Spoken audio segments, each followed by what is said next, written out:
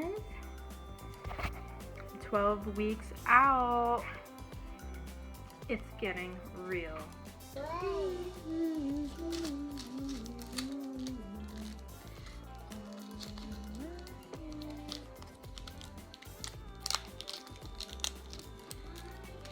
What's up, guys? Today I am blinging my competition heels with some crystals I got from Walmart and some E8000 Jewelry and Bead Glue. It comes with these little tips that make it a little bit mess free when you're doing intricate work like this, so that's why it's important to get the jewelry and bead one. I got this also at Walmart. And I got my competition shoes from walmart.com. It was actually cheaper than Amazon, and it was $17. It did take a bit longer to get to me versus Amazon and Amazon Prime, because that's what I have. But it was worth it because it was cheaper. And I'm not in a super rush anyways because my competition is in May. So I have them now, and since they're plain and I am pretty crafty, I'm just gonna bling them up a little bit with some crystals and give them an extra shine, but not too much because my suit already is gonna be sparkly, so I don't want all the attention to be on my heels. So if you're going to bling your heels, keep it minimal, because the main part of the show is showing off your physique and getting scored on your physique. So you don't want everybody to be looking at your shoes because they're so blinged out. So I'm probably just going to do a shower of crystals up the heel and some on the edge along here and up here. Mainly the parts that somebody will see it. I'm not going to go all crazy and do the entire bottom. I'll just kind of shower it up, kind of like my suit in a way.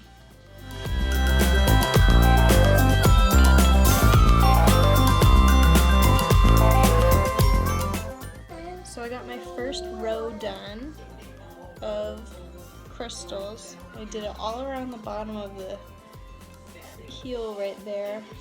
Oh, that's crazy, you can see the metal thing in there.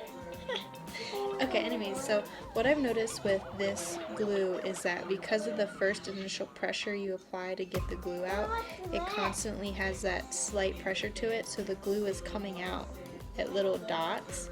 So you're definitely going to need a rag that you don't mind getting glue on to kind of rest it on as you're working with this. And instead of squeezing it each time, I allow it to just keep coming out, and by that time I'm able to just lay a dot or two on here with glue, and then I put a jewel on there. So I'll show you real quick. So already there's some glue coming out, and I'm just gonna dot it on here enough, not the entire row, but enough to get 1 or 2 to 3 crystals on here before it dries. And then I'm just going to let it rest on my rag here so I don't get my table messy.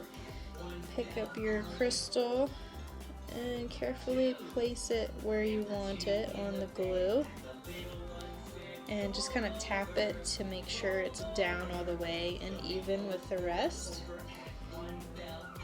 This is a lot harder than crystallizing my suit, I find, because with the suit I got the Swarovski, however you say it, crystals, and I got the Hot Fix applicator that goes with that, and those are so easy to place on there, and you just hold it down on the crystals and let it heat up the glue under it. You don't have to actually put glue on there, that's already on the crystals. This is a lot harder than that, but it'll be worth it. It's gonna look so good. I'm almost on my second row.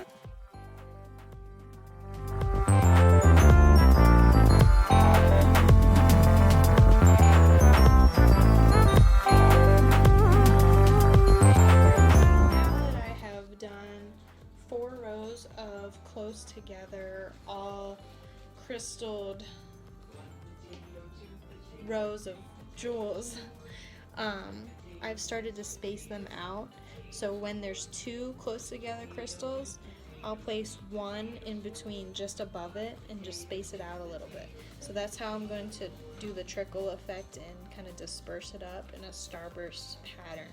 Is you're going to start after you make a good solid line, and then you're going to start a row that starts spacing them out, and the way you do that is by just going straight above a double crystal row. So in between the two, you're going to put one, and you'll do the same thing for the next row spaced out. This is the spaced out row, and then I'm going to put a jewel in between the two just above it, and that's how you start getting that the even trickle effect. So when I'm doing this, I'm literally just placing a dot where I want it. Gotta wipe some of my glue off.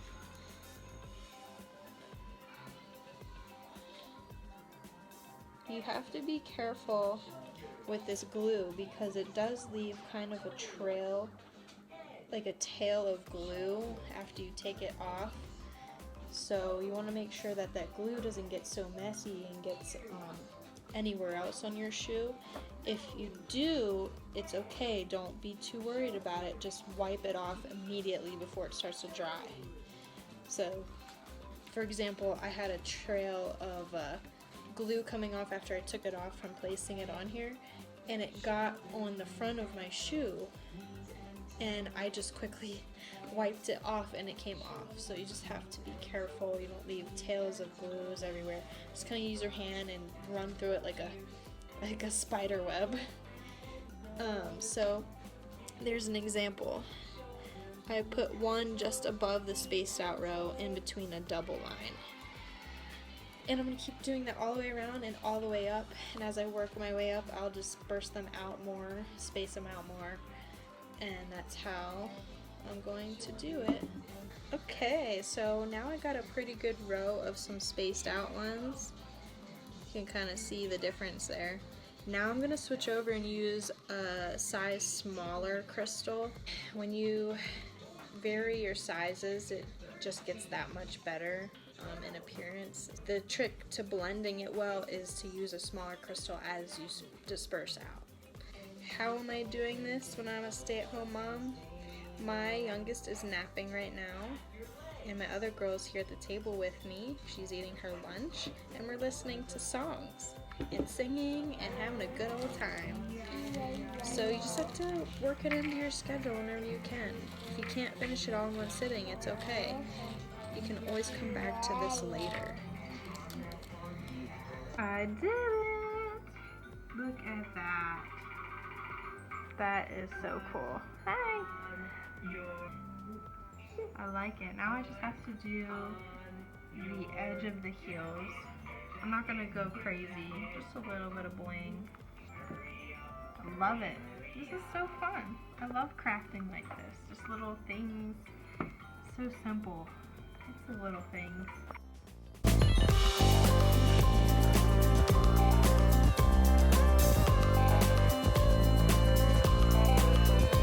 Okay, so I finished that, and I started lining up some crystals along the bottom. I was debating on whether or not to just keep it that one row to keep it simple. And I did the first row spaced out instead of like the heel where I did it all close together, back to back, just because there's a short amount of space and I need to kind of fade it out more quickly versus the heel. So I'm thinking I'll go a size down in crystals since I only have a few left of the bigger ones, and I'm just going to go ahead and do 1 or 2 rows of the tiny crystals above it to kind of disperse it out a little. So let's try that. Alright, I finished shoe number 1. I think it looks pretty darn good.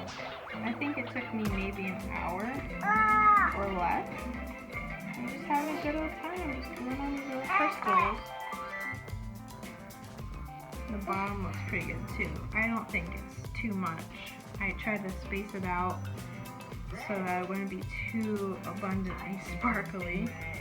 And I did the small crystals on the bottom and just kind of blended them in up the top. I did peel one of the stickers off and left the the size of the shoe on here in case for some reason in the future I decide to sell these shoes or my feet get bigger.